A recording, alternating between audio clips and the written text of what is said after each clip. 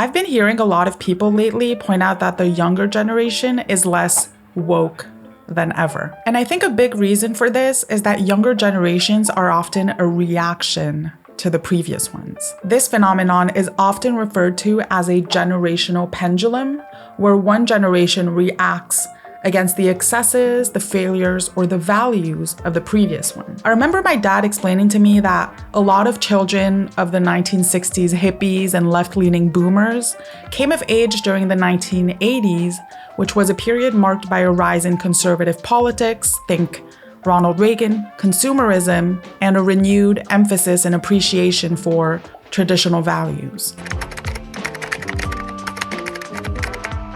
We can observe similar trends to those that happened in the 1960s and the 1980s with the woke movement today. What started as a liberation movement quickly became a reign of terror. Woke doesn't even mean what it used to mean.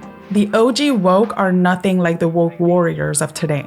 Originally, the term woke came from African American Vernacular English, AAVE, and it simply meant being awake or alert, especially to social injustices like racism. It was used as far back as the 1930s in Black communities, but it gained mainstream attention in the 2010s, particularly after the rise of the Black Lives Matter movement, BLM. Even just 5 to 10 years ago, being woke generally meant being socially conscious, aware of systemic inequality, police brutality, and other forms of injustice. It was largely a positive or at most a neutral term within progressive circles. Now, though, it is often used sarcastically or pejoratively, especially by critics who see it as synonymous with performative activism, cancel culture, or rigid political correctness. So the word has shifted from an internal call for awareness to an external label often used in political and culture war debates. Today, woke warriors are just bullies who basically hijacked the word social justice so that they could bully people, using the shield of a fake hero while themselves remaining terrible people. And they are not the only ones, by the way. The extreme anti-woke people are also huge bullies, and we'll get to that in a moment. One of the reasons Donald Trump won a second time is because he claimed that his party was the anti-woke party. And to be honest, if anyone believed that it was his party versus the woke, it's not surprising that he won. 99% of us are suffering because of the current woke movement. People have always been afraid of censorship coming from the outside, as they should. But there is something so terrifying when the censorship becomes so pervasive that it turns into self-censorship. And here's why it is so dangerous to society. We cannot feel connected with each other if we are constantly censoring ourselves. Self-censorship in society leads to separation, to alienation, which ultimately leads us to weakness. And you know what the most tragic part of this is? It's that the woke movement not only failed in its initial aspirations, but it actually worsened the situation. Today, we have less solidarity between social groups, whether that be race, nationality, religion, sexuality, and gender. And this is the whole point of this video. Of course, you're not going to censor yourself with the people closest to you. But in society at large, there is more polarization than ever. Because even if you are a tolerant, open-minded person who doesn't discriminate, in this current social climate, who do you think you will subconsciously and naturally gravitate towards? The answer is the people who are of the same ethnicity, nationality, religion, sexuality, or gender as you. But the reason for this decrease in diversity and this increase in polarization is because in this current climate, tragically, those people who are the same as you are the only people with whom you're the most at peace, and you don't have to burn yourself out trying to make crazy calculations as to how every single thing you say can seem offensive to them in some way that you couldn't even imagine, even if you tried your very best. And by the way, the same goes for if you're hanging out with extremely anti-woke people and you're just trying to give them any sort of view that is a little bit more tolerant and considerate and inclusive than what they are saying. On both sides, we have been terrorized by this witch hunt, especially online. So what do we do now? Look, I'm not here to offer you the perfect solution. And by the way, I don't care if you lean a little bit more to the left or a little bit more to the right. And the fact that it doesn't matter here is exactly the point. But honestly, I understand why the pendulum has swung so far to the other side as a reaction against the woke movement. Although I also do believe that to some degree in the long run, the woke movement will be seen as a necessary part of human history as well. Because there was a time where being different, whether that be your ethnicity, religion, sexuality, your gender, but also just being neurodivergent, having ADHD or some form of autism, or having mental issues such as anxiety or depression, that would lead you to experiencing very brutal and sometimes inhumane treatment. And I know that our perception of time is a little bit warped right now because society has changed so much in such a short amount of time.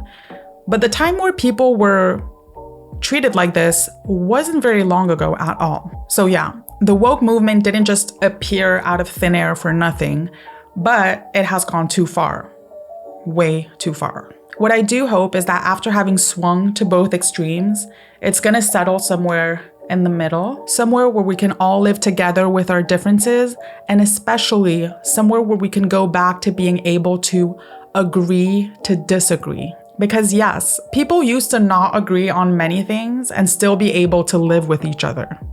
Imagine that concept. Which brings me to my next point. Stop self-censoring yourself. As I said, I don't have the exact formula or solution for you to determine what is self-censorship, what is you just being considerate when it's appropriate, what is you being honest, and what is you being just plain mean. I think that that's just one of the efforts that we all individually need to make to get out of this mess. And by the way, this goes without saying, but if you're actually someone who discriminates any group of people just because they are a part of that group, whatever I'm saying today does not apply to you, obviously, and goodbye. But we all need to become self-aware enough so that we can get to a point where every time we say something, we know where it comes from. Because once you know that whatever you're saying is genuinely not coming from a place of malice or discrimination, then you do not need to censor yourself just for having an opinion because it could be construed the wrong way.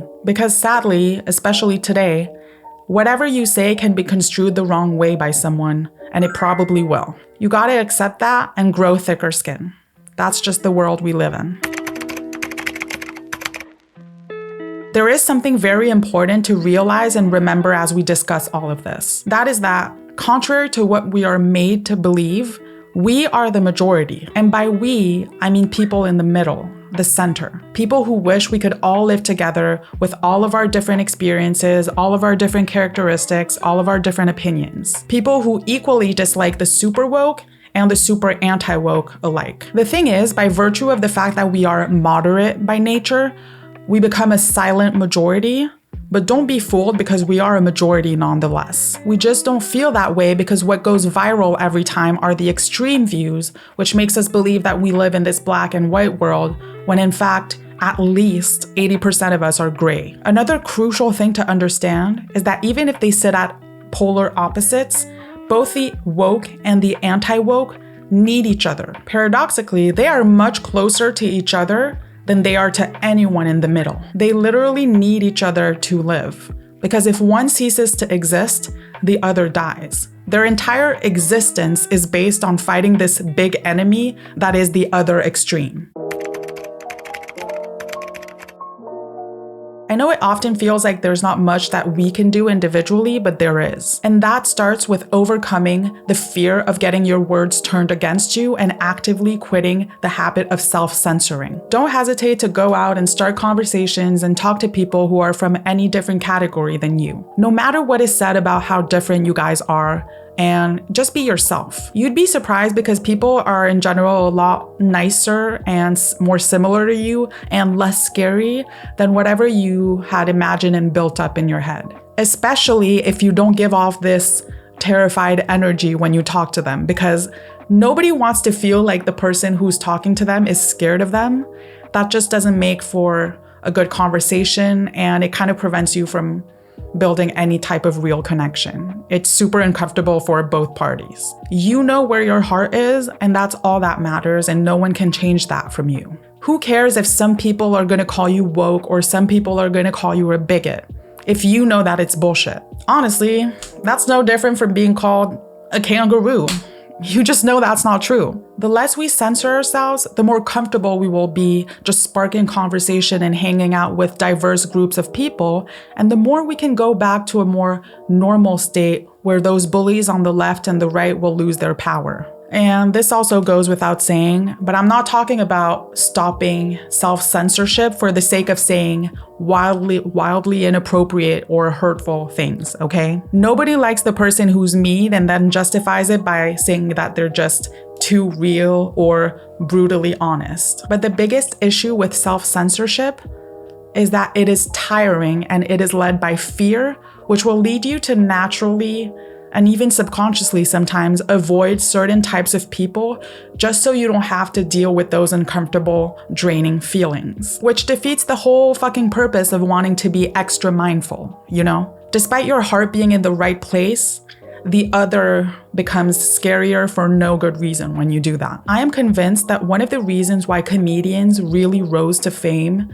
after this whole woke movement is for this very reason. It's not a coincidence. Yes, there was COVID, which made a lot of them start podcasts, which really helped them get a good kickstart. But that's not why they have been thriving ever since to this day. It's because when you consume their content, you get to see people and comedians from all walks of life, upbringing, religion, ethnicity, sexuality, political beliefs, appearance, just go on each other's podcasts every week and just laugh together and poke fun at each other. That's one of the only places online where you have that now. And since we, the people at the center, are in fact the majority, this is proof, these comedians, their stand-up and their podcasts are making millions of dollars. And I think it's very well deserved considering everything we talked about. I'm not saying that you have to be best friends with people who have super different characteristics and opinions from yours, but you should be able to have conversations and peacefully coexist in the same environment.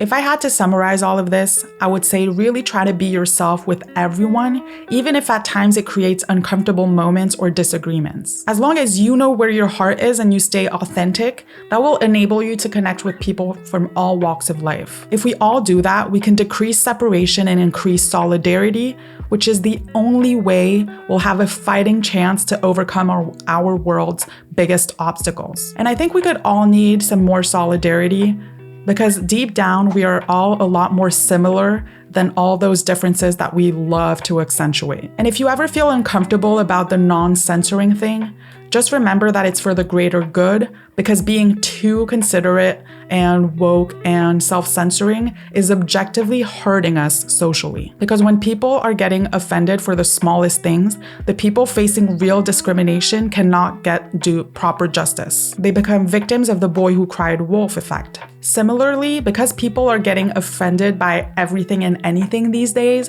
when someone is really being offensive and we're trying to tell them that, they're just gonna say that we're a woke asshole. So yes, be unapologetically you, and while it might be uncomfortable at times, remember that it's for the better good, truly. All right, that's all for today. If you like this video, don't forget to subscribe. I'd love to hear your thoughts, even if you disagree with me, and I'll see you very soon in the next video. Bye.